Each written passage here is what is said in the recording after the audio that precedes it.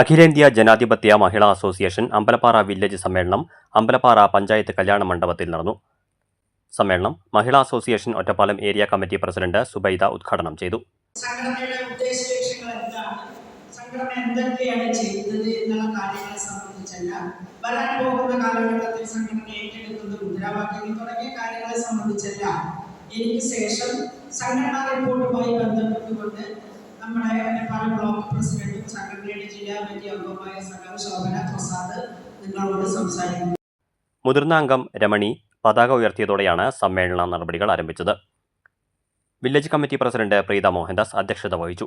Secretary MG Latha പ്രവർത്തന റിപ്പോർട്ടും മഹിളാ association ജില്ലാ കമ്മിറ്റി അംഗം ശോഭന രാജേന്ദ്ര പ്രസാദ് സംഘടനാ റിപ്പോർട്ടും അവതരിപ്പിച്ചു. പ്രിയ രക്തസാക്ഷി പ്രമേയവും ഉഷ അനുശോചന പ്രമേയവും അവതരിപ്പിച്ചു. Sindhu, CC Rajan, P Vijayalakshmi teacher എന്നിവർ സംസാരിച്ചു. 25-അംഗ കമ്മിറ്റിയെ സമ്മേളനം തെരഞ്ഞെടുത്തു. പ്രസിഡന്റായി പ്രീത മോഹൻദാസ്, സെക്രട്ടറി MG ലത എന്നിവരെയാണ് തെരഞ്ഞെടുത്തത്. തുടർന്ന് തിരുവാതിരക്കളിയും ഉണ്ടായിരുന്നു.